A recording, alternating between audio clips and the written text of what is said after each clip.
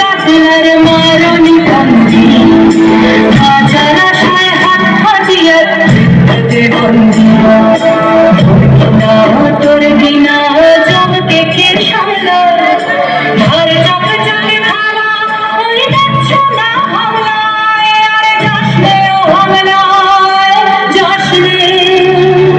আমি সেই মেয়েটি, সেই মেয়ে যার জন্মের সময় কোনো শাঁখ বাজেনি। আমি সেই মেয়েটি যে জন্ম থেকেই বিবাহের জন্য বলি প্রদত্ত।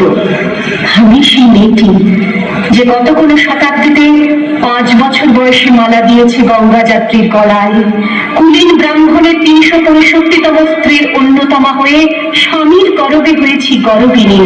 একাদশীর দিন অবুঝ দশমী বালিকার তৃষ্ণায় আটক ঘরের মাটি লেপন করতে করতে প্রাণ ত্যাগ করেছি। সন্তানের পর সন্তান জন্ম দিতে দিতে যন্ত্রণায় মুখ টুকরে পড়েছি সূতিকাগারে, জ্বলে পুড়ে মরেছি সতীদারে।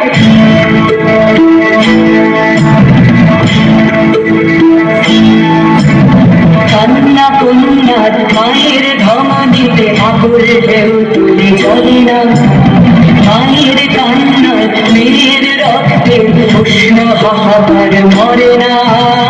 চলল মেয়ের রানে চলল রানে চলল, চলল মেয়ের রানে চলল রানে চলল। বাজে না ডম্বর অস্ত্র ঝঞ্ঝন করে না চলল মেয়ের রানে চলল রানে চলল, চলল মেয়ের রানে চলল রানে চলল। পেশির দৃঢ় ব্যথা মুঠোর দৃঢ় কথা চোখের দৃঢ় জ্বালা সঙ্গে নিয়ে চলল মেয়ের রানে চলল রানে চলল, চলল মেয়ের রানে চলল রানে চলল। কিন্তু বছর যেতে না যেতেই ঘটে গেল সেই ঘটনাটা। একদিন দুপুরে শাশুড়ি যখন ঘুমিয়ে সেটা সমস্ত শাড়ি বের করে 6 তলার বারান্দা থেকে উড়িয়ে দিল নিচের পৃথিবীতে। শাশুড়ি পরিয়ে দিয়েছেন তাকে সাদা থান। 19 বছরের একটা মেয়ে সে একা, কিন্তু সেই থানও এক ঝটকায় খুলে নিল 3 জন পাড়ার মোড়ে।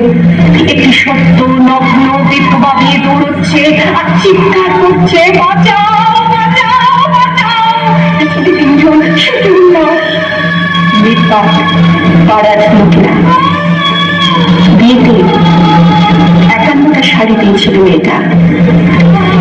অষ্টমী মহিলা ফিরে এসে মৃত্যু এলো মৃত্যুর ঘর ঘর, মায়ের চোখে বাপের চোখে 2-3টে গঙ্গা।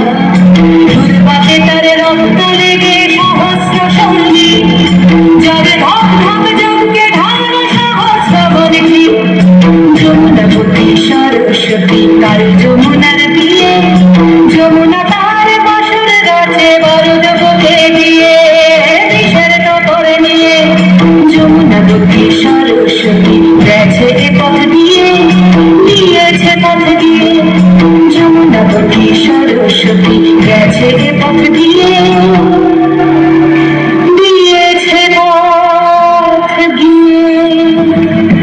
শোক নয়